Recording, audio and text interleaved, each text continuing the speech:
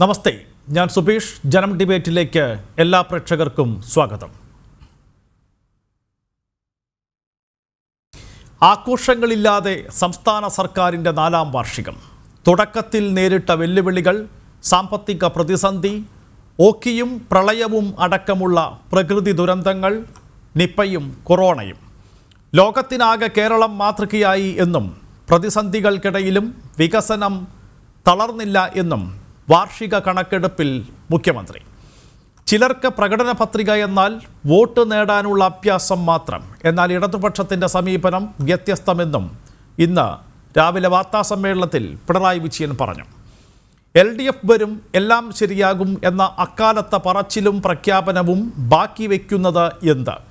എല്ലാം ശരിയായോ അതോ ശരികേടുകൾ വർദ്ധിച്ചുവോ?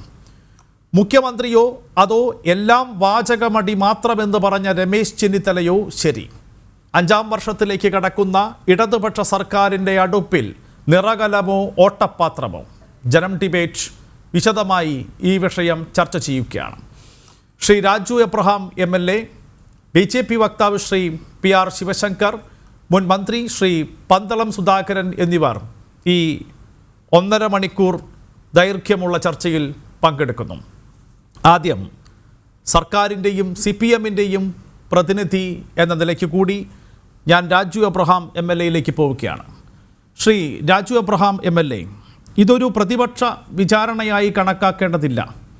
എല്ലാം ശരിയായി എന്ന ഉറപ്പ് നൽകി, എല്ലാം ശരിയാകുമെന്ന ഉറപ്പ് നൽകി അധികാരത്തിൽ ഏറിയ ഇടതുപക്ഷ സർക്കാർ ഒന്നും ശരിയാക്കിയില്ല, എല്ലാം വാചകമടി മാത്രമായിരുന്നു എന്ന രമേശ് ചെന്നിത്തലയുടെ വാചകവും അല്ലെങ്കിൽ കുറ്റപ്പെടുത്തലും നമ്മളിവിടെ കടമെടുക്കുന്നില്ല. പകരം വസ്തുനിഷ്ഠമായി വിലയിരുത്തിയാൽ ഒരുപക്ഷെ 1.5 മണിക്കൂർ സമയം മാത്രമേ നമുക്ക് ഉള്ളൂ. ഈ 1.5 മണിക്കൂർ സമയം പോരാ 4 വർഷത്തെ നേട്ടങ്ങളും കോട്ടങ്ങളും വിലയിരുത്താൻ.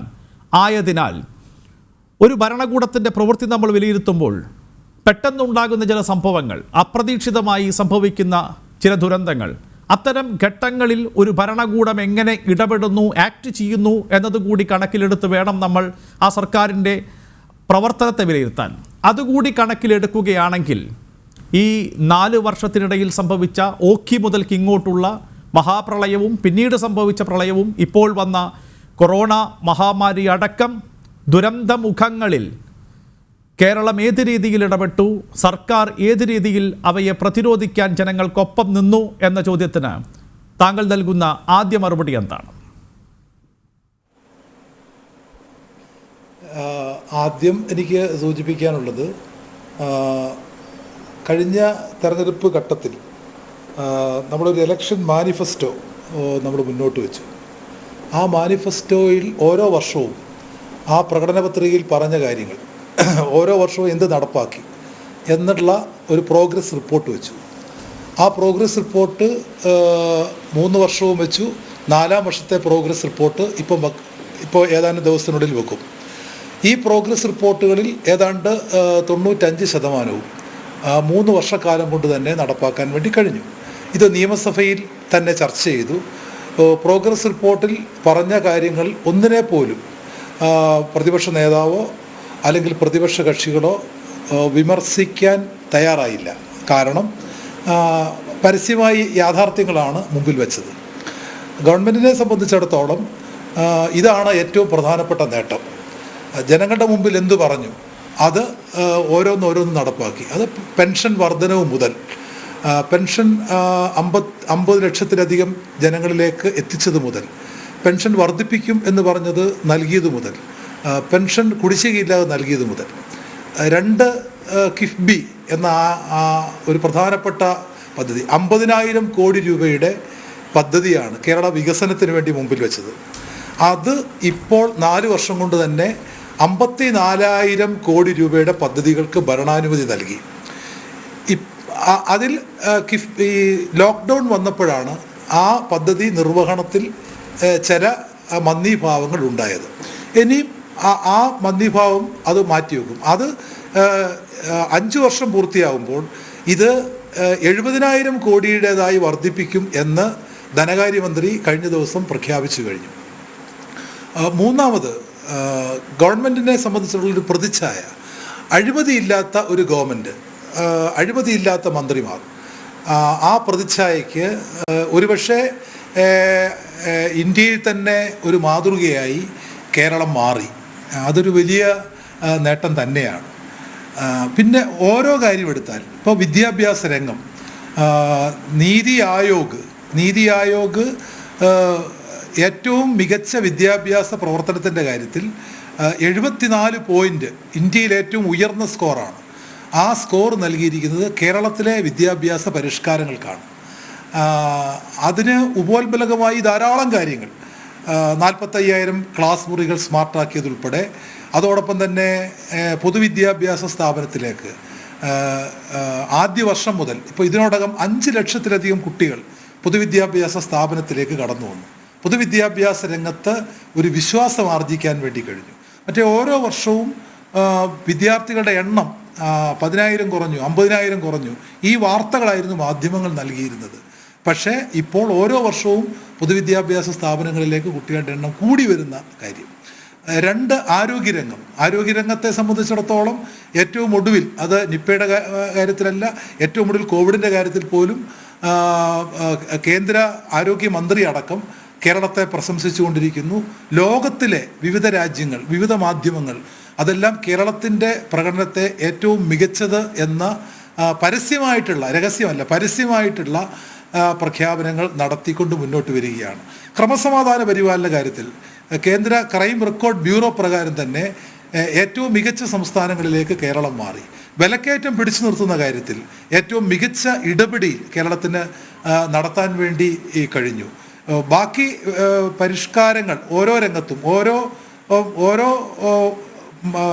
മന്ത്രിമാരുടെ വകുപ്പുകളിലും നിരവധി പരിഷ്കാരങ്ങൾ എല്ലാ മേഖലകളിലും സമഗ്രമായ തോതിൽ പരിഷ്കാരങ്ങൾ വരുത്താൻ സംസ്ഥാന സർക്കാരിന് സാധിച്ചിട്ടുണ്ട് എന്നാണ് ചുരുക്കത്തിൽ ശ്രീ രാജു അബ്രഹാം പറയുന്നത്.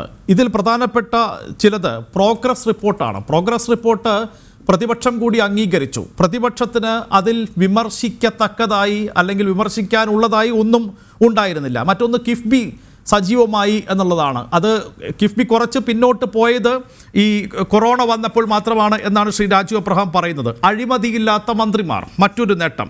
വിദ്യാഭ്യാസ മേഖലയിലും ആരോഗ്യ മേഖലയിലും, വിദ്യാഭ്യാസ മേഖലയിൽ ഇന്ത്യയിലെ ഏറ്റവും ഉയർന്ന സ്കോർ രേഖപ്പെടുത്തിയതും നേട്ടമായി പറയുന്നു. സമാന്തരമായി മറ്റു മേഖലകളിലും പരിഷ്കാരങ്ങൾ വരുത്തിയിട്ടുണ്ട് എന്നാണ് ശ്രീ രാജു അബ്രഹാം പറയുന്നത്. ശ്രീ രാജു അബ്രഹാം, ഈ ആരോഗ്യം, വിദ്യാഭ്യാസം 2 പ്രധാനപ്പെട്ട മേഖലകൾ ആണ് താങ്കൾ ഇവിടെ പരാമർശിച്ചത്. ഈ 2 മേഖലകളിലും നാളിതുവരെ കേരളം ഈ വിദ്യാഭ്യാസത്തിലായാലും ആരോഗ്യത്തിലായാലും മികച്ച ഒരു കരുത്താർന്ന സംവിധാനം ഈ 2 ഇടങ്ങളിലും ഉണ്ട്. ഇപ്പോൾ കൊറോണ വന്നപ്പോൾ പോലും അത് ഏതെങ്കിലും ഒരു ഭരണകൂടത്തിൻ്റെ മാത്രം നേട്ടമായി നമുക്ക് കാണാനാകില്ല. കേരളത്തിൽ മികച്ച ഒരു ആരോഗ്യ സംവിധാനം അത് 2 സർക്കാരുകളും മാറി മാറി ഭരിച്ചിട്ടുണ്ട്. പിന്നെ സാഹചര്യം എന്താണ് എന്ന് കൃത്യമായി മനസ്സിലാക്കി പ്രതികരിക്കുന്ന ആളുകളും ഇവിടെയുണ്ട്. ഒരുപക്ഷെ ആരും പുറത്തിറങ്ങരുത്, ജാഗ്രത പാലിക്കണം എന്ന് പറഞ്ഞാൽ അങ്ങനെ പറഞ്ഞിട്ടും തമിഴ്നാട്ടിലെ ആളുകൾ പുറത്തിറങ്ങി നടന്നു. പക്ഷേ കേരളത്തിലുള്ളവർ ആ സാഹചര്യത്തിൻ്റെ പ്രാധാന്യം മനസ്സിലാക്കി വീടുകളിൽ തന്നെ അടങ്ങി ഒതുങ്ങിയിരുന്നു. അപ്പോൾ അത്തരം കാര്യങ്ങളിൽ വളരെ പോസിറ്റീവായി പ്രതികരിക്കുന്ന ആളുകൾ കൂടിയാണ് കേരളത്തിലുള്ളവർ. അപ്പോൾ അതുകൊണ്ട് ആ മികവ് ഏതെങ്കിലും ഒരു സർക്കാരിൻ്റെ മികവ് മാത്രമായി നമുക്ക് കാണാനാക്കുമോ? സർക്കാർ ഒന്നും ചെയ്തില്ല എന്ന് ഞാൻ പറഞ്ഞില്ല. ശ്രീ രാജു അബ്രഹാം, ഞാൻ അങ്ങയുടെ വിമർശനത്തെ പൂർണ്ണമായി ഉൾക്കൊള്ളുന്നു. പക്ഷേ നമ്മൾ മനസ്സിലാക്കേണ്ടത് കേരളത്തിലെ ഒപ്പമോ ആരോഗ്യ പരിപാലന രംഗത്ത് അടിസ്ഥാന സൗകര്യങ്ങളുള്ള ധാരാളം സംസ്ഥാനങ്ങളുണ്ട്. പക്ഷേ ആ സംസ്ഥാനങ്ങൾ, ഉദാഹരണത്തിന് ഡൽഹി, അപ്പം പല സംസ്ഥാനങ്ങളും ഇപ്പോൾ ഏറ്റവും ഒടുവിൽ വന്ന കോവിഡ് നിയന്ത്രണ കാര്യത്തിൽ സമ്പൂർണ്ണ പരാജയം. നമ്മളെങ്ങനെ വിജയിച്ചു? ജനങ്ങളുടെ സഹകരണം തീർച്ചയായിട്ടും ഞാൻ അംഗീകരിക്കുന്നു. 100% കക്ഷി രാഷ്ട്രീയത്തിനതീതമായി ജനങ്ങളുടെ സഹകരണം ഇവിടെ ഉണ്ടായി. പക്ഷേ ഇതിൻ്റെ മുന്നൊരുക്കം ആദ്യം വുഹാനിൽ രോഗം വന്നപ്പോൾ തന്നെ, രോഗി വന്നപ്പോൾ തന്നെ കേരളത്തിൽ ഉണ്ടാക്കിയ ആരോഗ്യരംഗത്തൊരുക്കിയ ഒരുക്കങ്ങൾ. 2, ആരോഗ്യ രംഗത്ത് ഉള്ള സജ്ജീകരണങ്ങൾ. ഇപ്പം തന്നെ മികച്ച CHCകൾ, കേന്ദ്രം തിരഞ്ഞെടുത്ത ഏറ്റവും മികച്ച CHCകൾ അല്ലെങ്കിൽ കമ്മ്യൂണിറ്റി ഹെൽത്ത് സെൻ്ററുകൾ എല്ലാം ഇപ്പോൾ കേരളത്തിലാണ്. മുമ്പ് തിരഞ്ഞെടുത്തിരുന്നില്ല. ഞാൻ പഴയത് ഇല്ല എന്നല്ല ഞാൻ പറയുന്നത്, പണ്ടൊന്നും ചെയ്തില്ല എന്നല്ല ഞാൻ പറയുന്നത്, ഉണ്ട്. പക്ഷേ ഇപ്പോഴാണ് കേന്ദ്ര സർക്കാർ പോലും മികച്ച ആശുപത്രികളായി കേരളത്തിലെ ആശുപത്രികളെ തിരഞ്ഞെടുക്കുന്നത്. അതാണ് ഏറ്റവും വലിയ പ്രത്യേകത. 2 സൂപ്പർ സ്പെഷ്യാലിറ്റി സൗകര്യങ്ങൾ നമ്മുടെ താലൂക്ക് ആശുപത്രി മുതൽ മുകളിലോട്ട് ആർദ്രം പദ്ധതി വന്നതോടുകൂടി ഈ കിഫ്ബിയിലൂടെ എത്ര 1000 കോടി രൂപയാണ് നമ്മുടെ ആശുപത്രികളിലേക്ക് പമ്പ് ചെയ്തത്. അപ്പോൾ അവിടെയാണ് നമ്മുടെ മികച്ച സൗകര്യങ്ങൾ ഉണ്ടായത്. ഞങ്ങളുടെ പത്തനംതിട്ട ജില്ലാ ആശുപത്രി പോലും അവിടെ നമ്മുടെ കാർഡിയോ തൊറാസിക് വാർഡ് തന്നെ നമുക്ക് തുറക്കാൻ വേണ്ടി കഴിഞ്ഞു. വെച്ചാൽ അവിടെ ആൻജിയോപ്ലാസ്റ്റ് അടക്കം നമുക്ക് ചെയ്യാൻ വേണ്ടി കഴിഞ്ഞുള്ള സംവിധാനങ്ങൾ. അപ്പോൾ അത്തരം സംവിധാനങ്ങൾ നിരവധി കാര്യങ്ങൾ താലൂക്ക് ആശുപത്രികളിലും അതുപോലെ തന്നെ CHCകളിലും അതുപോലെ തന്നെ ജില്ലാ ആശുപത്രികളിലും അതിനുശേഷം മെഡിക്കൽ കോളേജുകളിൽ നേരത്തെ കേന്ദ്രീകൃതമായിട്ടുള്ള സംവിധാനങ്ങൾ ഓരോ ഗവൺമെൻറ് ചെയ്യുന്നുണ്ട്. പക്ഷേ ഇപ്പോൾ അതിനെല്ലാം ഉപരി അത്യന്താധുനികമായ സൗകര്യങ്ങൾ ചെയ്യുവാൻ വേണ്ടി വൻതോതിലാണ് പണം മുടക്കുന്നത്. എല്ലാ ആശുപത്രികളെയും പരിഗണിക്കുകയാണ്, പ്രാഥമിക ആശുപത്രി മുതൽ. അതാണ് വ്യത്യാസം. അതാണ് ഞാൻ പറഞ്ഞത്. നേരത്തെ ചെയ്തില്ല എന്നല്ല ഞാൻ പറഞ്ഞത്. ഇപ്പോൾ ഈ സംവിധാനങ്ങൾ ഉള്ളത് കൊണ്ട് നമുക്ക് ആരോഗ്യരംഗത്ത് മാത്രമല്ല മറ്റ് ഓരോ രംഗം എടുത്താൽ തന്നെ ഇപ്പം മത്സ്യബന്ധന മേഖലയിൽ നമുക്ക് വലിയ മുന്നേറ്റങ്ങൾ നടത്താൻ കഴിഞ്ഞു. അവർക്ക് വലിയ പാർപ്പിട സമുച്ചയങ്ങൾ നമുക്ക് കിഫ്ബി വഴി നിർമ്മിക്കാൻ കഴിഞ്ഞു.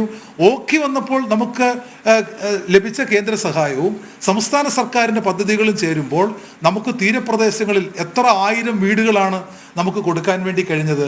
അപ്പം കേന്ദ്ര ഗവൺമെൻറ് തരുന്ന പണത്തിൻ്റെ കാര്യത്തിൽ, ചെലവഴിക്കുന്ന കാര്യത്തിൽ വളരെ കൃത്യതയോടുകൂടിയുള്ള നിർവഹിക്കാൻ വേണ്ടി കഴിഞ്ഞു. ആക്ഷേപമില്ലാതെ നമുക്ക് ഇത്തരം കാര്യങ്ങൾ കൊടുക്കാൻ കഴിയുന്നു എന്നുള്ളതാണ് ഏറ്റവും പ്രധാനപ്പെട്ട കാര്യം. ചെലവഴിക്കാൻ വേണ്ടി കഴിയുന്നു. ശ്രീ പന്തളം സുധാകരൻ, ഇവിടെ ഇപ്പോൾ മുന്നോട്ട് വെക്കുന്ന ഈ പ്രോഗ്രസ് റിപ്പോർട്ട് രമേശ് ചെന്നിത്തല പറഞ്ഞ് നമുക്കറിയാം എല്ലാം വാചകമടി മാത്രമായിരുന്നുവെന്നാണ്. അങ്ങനെയാണ് എങ്കിൽ എന്തുകൊണ്ടാണ് ഈ പ്രോഗ്രസ് റിപ്പോർട്ട് 95% പദ്ധതികൾ നടപ്പാക്കി എന്ന് പറയുന്ന, പ്രഖ്യാപനങ്ങൾ നടപ്പാക്കി എന്ന് പറയുന്ന ഈ പ്രോഗ്രസ് റിപ്പോർട്ട് പ്രതിപക്ഷം വിമർശിക്കാതെ അംഗീകരിച്ചത്?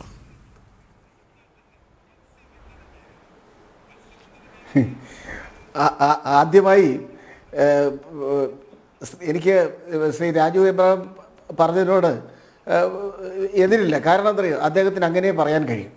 പിന്നെ പ്രോഗ്രസ് റിപ്പോർട്ട് അത് ശ്രീ പിണറായി വിജയൻ സർക്കാർ തയ്യാറാക്കിയ പ്രോഗ്രസ് റിപ്പോർട്ട്, അതിൻ്റെ ചോദ്യകർത്താവും അതിൻ്റെ ഉത്തരം നോക്കിയാളും മാർക്കിടുന്നതും ഒരാൾ തന്നെ. അപ്പോൾ എല്ലാം പിണറായി വിജയൻ തന്നെ ചെയ്യുമ്പോൾ 99 മാർക്ക് കിട്ടില്ലല്ലോ എന്നുള്ളതാണ് എൻ്റെ ഒരു സംശയം. സത്യത്തിൽ 99 മാർക്ക് ഇടാമായിരുന്നു, അല്ലെങ്കിൽ 100-ൽ 100 ഇടാമായിരുന്നു. കാരണം ആ പ്രോഗ്രസ് റിപ്പോർട്ട് കേരളത്തിലെ പ്രതിപക്ഷം അംഗീകരിച്ചു എന്ന് പറഞ്ഞാൽ അതൊരു ശുദ്ധ മണ്ടത്തരമാണ്. ഒരിക്കലുമില്ല. മാത്രമല്ല, മുൻ മുഖ്യമന്ത്രി ശ്രീ ഉമ്മൻചാണ്ടി തന്നെ കഴിഞ്ഞ ദിവസം വീണ്ടും പത്രങ്ങളിലൂടെ മാധ്യമങ്ങളിലൂടെ പറഞ്ഞല്ലോ, ഒരു മുഖ്യമന്ത്രിയെ കൊല്ലുന്നതിന് വേണ്ടി അദ്ദേഹത്തിൻ്റെ നെഞ്ചത്തേക്ക് കല്ലെറിഞ്ഞ പ്രതിപക്ഷ പ്രവർത്തന പാരമ്പര്യമുള്ള CPM ആണ് ഇപ്പോൾ കേരളം ഭരിക്കുന്നത്. ഇവിടെ ബഹുമാന്യനായ രാജു എബ്രഹാം ഒരു നല്ല ജനപ്രതിനിധിയാണ്, നിയമസഭയിൽ നല്ല ജനപ്രതിനിധിയാണ്. പക്ഷേ അദ്ദേഹത്തിനുണ്ടായ ഒരു ദുരനുഭവം ഞാൻ ഓർമ്മിപ്പിക്കുകയാണ്. അത് ഈ വാർഷികത്തിലാണല്ലോ. കാരണം നമ്മുടെ ഈ ഭരണ പരാജയത്തിൻ്റെ ദുർഭരണ മഹാമാരിയുടെ ഈ കുത്തൊഴുക്കിൽ ജനങ്ങൾക്ക് ആശ്വാസത്തിൻ്റെ കുട നൽകുന്നതിന് പകരം ജനങ്ങളെ കയത്തിലേക്കിട്ട് മുക്കിക്കൊല്ലുന്ന സമ്പ്രദായമാണ് ഇപ്പം നടന്നുകൊണ്ടിരിക്കുന്നത്. ഭാഗ്യത്തിന് ഇപ്പോൾ അവർക്കൊരു കവചമായി ഈ കൊറോണ വൈറസും വന്നുപെട്ടു എന്നുള്ളതാണ് ഒരു സത്യം. ഇവിടെ ഞാൻ വീണ്ടും പറയട്ടെ, ശ്രീ രാജു എബ്രഹാമിൻ്റെ നിയോജക മണ്ഡലമായ റാന്നിയിൽ, ഞങ്ങളുടെ ജില്ലയാണ്, ആ റാന്നിയിൽ മനുഷ്യ നിർമ്മിത പ്രളയം ഉണ്ടായ സന്ദർഭത്തിൽ, അതായത് നമ്മുടെ യാതൊരു ഔചിത്യബോധമില്ലാത്ത ഉദ്യോഗസ്ഥന്മാരും മന്ത്രിമാരും എല്ലാവരും കൂടി ചേർന്ന് ഡാം തുറന്നു വിട്ട് റാന്നി എന്ന ആ മലയോര ഗ്രാമം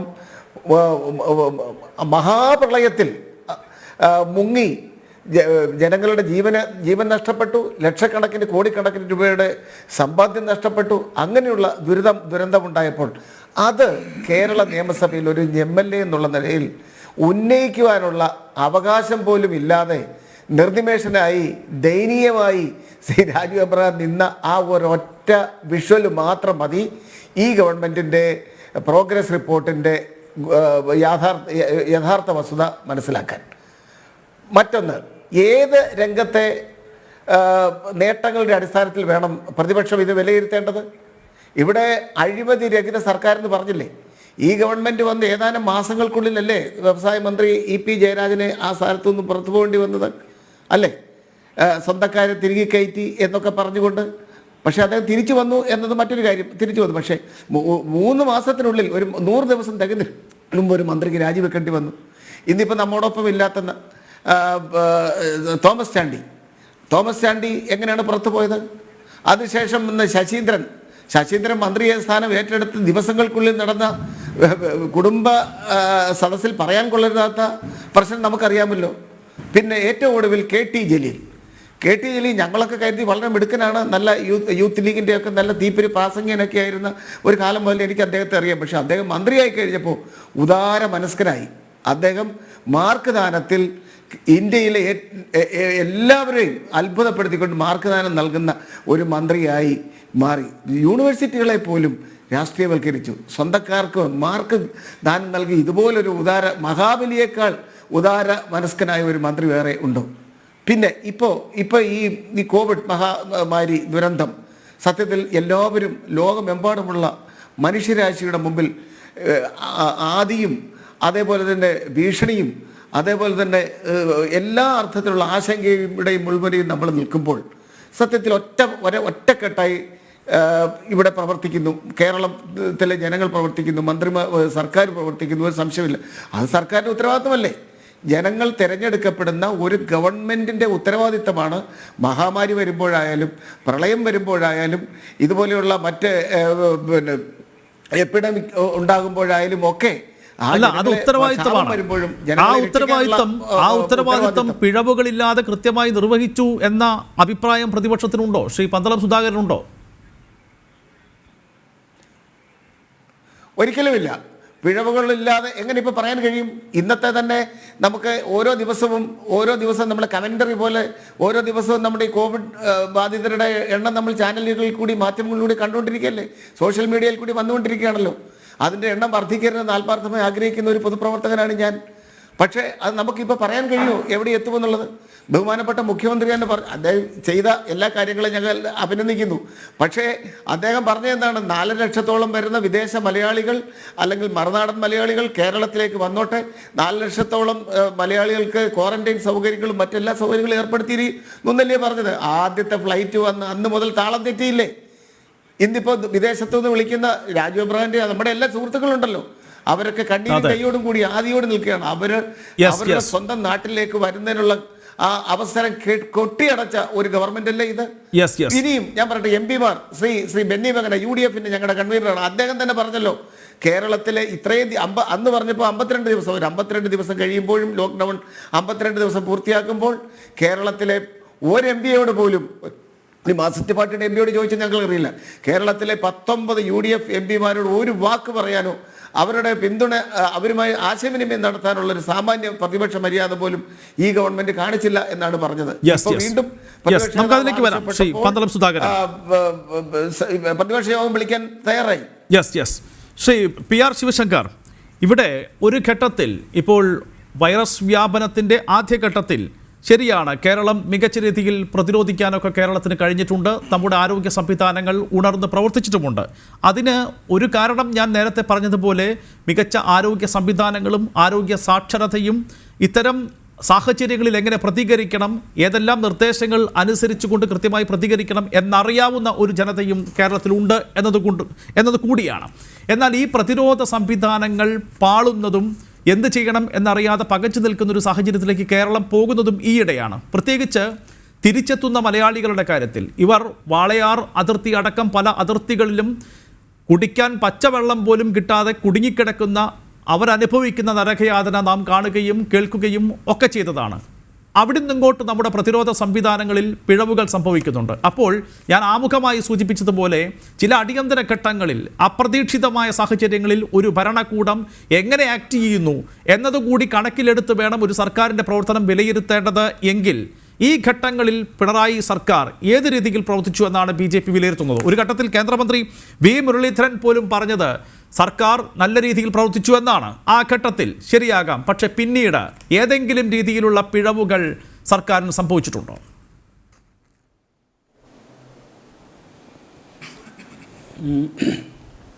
സുബേഷേ, നമ്മൾ ഈ ചർച്ചയുടെ ഒരു പ്രധാന ഘടകം തീർച്ചയായിട്ടും ഈ കോവിഡും അതുപോലെ പ്രതിരോധ പ്രശ്നങ്ങളാണെങ്കിൽ തന്നെയും ഇന്നത്തെ പ്രത്യേക സാഹചര്യത്തിൽ ഈ സംസ്ഥാന സർക്കാർ 4 വർഷം കഴിഞ്ഞതിന് ശേഷം മുഖ്യമന്ത്രി നടത്തിയ പത്രസമ്മേളനത്തിൻ്റെ ഒരു ഭാഗമായിട്ടാണല്ലോ നടത്തുന്നത്. അതുകൊണ്ട് തന്നെ കോവിഡ് പ്രതിരോധ പ്രവർത്തനങ്ങൾക്ക് താങ്കൾ ചോദിച്ച ഉത്തരങ്ങൾക്ക് ഞാൻ രണ്ടാമത് പറയാം.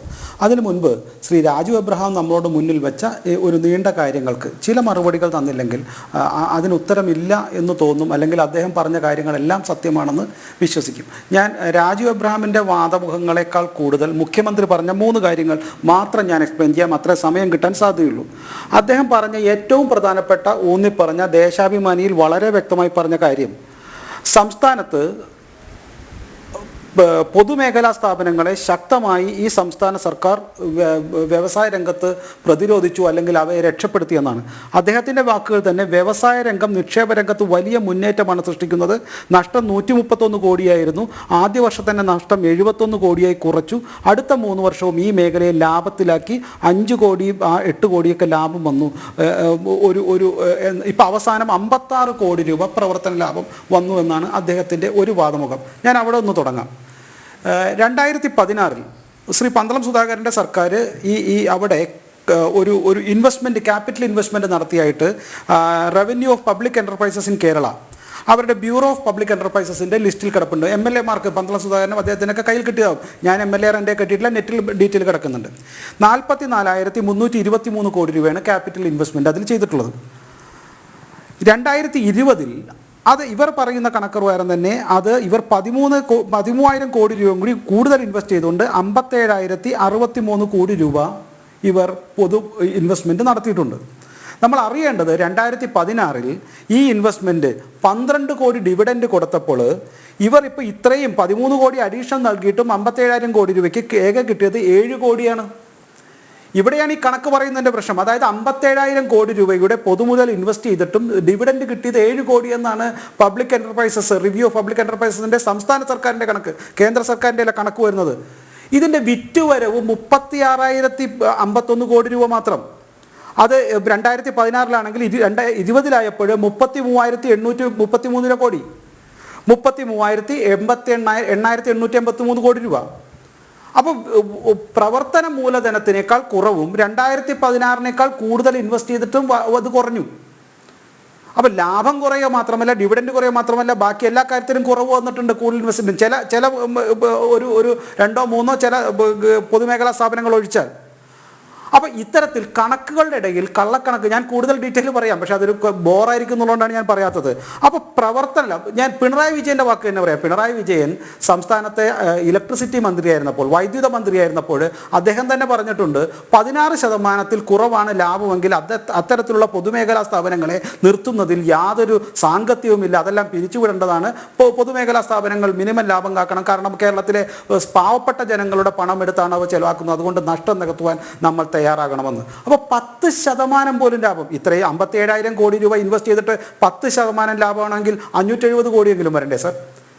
അപ്പോൾ നിങ്ങൾ ഈ പറയുന്ന കണക്കുകളൊന്നും മറ്റു രീതിയിൽ യോജിക്കുന്നില്ല. നിങ്ങൾ തെറ്റായ കണക്കുകൾ, അല്ലെങ്കിൽ ഒരു കണക്കിൻ്റെ മറ്റൊരു ഭാഗം, ഇവർക്ക് പ്രൊജക്റ്റ് ചെയ്യാൻ പറ്റുന്ന കണക്കുകളുടെ ഭാഗം മാത്രമാണ് പൊതുമേഖലാ സ്ഥാപനത്തിൻ്റെ കണക്കുകളുടെ കാര്യത്തിലെങ്കിലും പറയുന്നത് എന്നുള്ള കാര്യത്തിൽ തർക്കമില്ല. 2, അദ്ദേഹം സൂചിപ്പിച്ച കിഫ്ബിയുടെ കാര്യം. കിഫ്ബിയുടെ കാര്യം നമുക്കറിയാം, എല്ലായിടത്തും വലിയ ഇൻവെസ്റ്റ്മെൻറ്റുകളാണ്. പക്ഷേ ഒരു കാര്യം നാം മനസ്സിലാക്കണം, കിഫ്ബിയുടെ ഏറ്റവും വലിയ ശാപമായിരിക്കുന്നത് ഒരു ദിവസം 10,000 രൂപ, കേൾക്കണം, ഒരു ദിവസം 10,000 രൂപ ശമ്പളത്തിൽ കൂലി ഇനത്തിൽ വെച്ചുകൊണ്ട് ഓരോ സ്ഥലത്തും ഏതാണ്ട് 8ഓളം ഒരു ചീഫ് അഡ്വൈസറെയും കൺസൾട്ടൻറ്റിനെയും ഏതാണ്ട് 7ഓളം അഡീഷണൽ കൺസൾട്ടൻറ്റുമാരെയും അവർക്ക് 6,000 തൊട്ട് 8,000 വരെ വേറെ ശമ്പളം ദിവസം നൽകിക്കൊണ്ട് കിഫ്ബിക്ക് വേണ്ടിയിട്ട് ആൾക്കാരെ വെച്ചിരിക്കുന്നു. എന്തൊരു ധൂർത്താണിത്! നമുക്കറിയാം, കിഫ്ബിയുടെ വലിയ എക്സ്പെൻസ് അല്ലെങ്കിൽ വലിയ ഒരു പ്രൊജക്ട്സ് ഒക്കെ നടത്തണമെങ്കിൽ PWDയിൽ ഇതിനേക്കാൾ എക്സ്പീരിയൻസ് ഉള്ള ആൾക്കാരില്ലേ? എന്തിന് റിട്ടയറായ ആൾക്കാരെ വീണ്ടും കൊണ്ട് നിയമിച്ച് അവർക്ക് ശമ്പളം കൂടാതെ, അവർക്ക് അവരുടെ പെൻഷൻ കൂടാതെ വീണ്ടും 10,000 കൊടുക്കുന്നു? അപ്പൊ ഇത് ഈ കള്ളക്കണക്കുകളും അല്ല ഇത്തരത്തിലുള്ള സ്വന്തം ആൾക്കാർക്ക് Yes, രണ്ട് കാര്യങ്ങളാണ്. ചില കണക്കുകൾ സംസ്ഥാന സർക്കാർ മറച്ചുവെക്കുന്നു. ചില കണക്കുകൾ സംസ്ഥാന സർക്കാർ മറച്ചുവെക്കുന്നു. തങ്ങളുടെ പുരോഗതിയുടെ ഗ്രാഫ് അടയാളപ്പെടുത്തുന്ന കണക്കുകൾ മാത്രമേ സംസ്ഥാന സർക്കാർ പുറത്തുവിടുന്നുള്ളൂ. പൊതുമേഖലാ സ്ഥാപനങ്ങളുടെ തകർച്ച സൂചിപ്പിക്കുന്ന അടയാളപ്പെടുത്തുന്ന കണക്കുകൾ എവിടെയോ മറച്ചുവെക്കുന്നു സംസ്ഥാന സർക്കാർ. മറ്റൊന്ന് ശ്രീ PR ശിവശങ്കർ പറഞ്ഞു വന്നത് ധൂർത്തിലേക്കാണ്. ആ ധൂർത്തടക്കമുള്ള വിഷയങ്ങളിലേക്ക് നമുക്ക് തിരിച്ചെത്താം ഇടവേളയ്ക്ക് ശേഷം.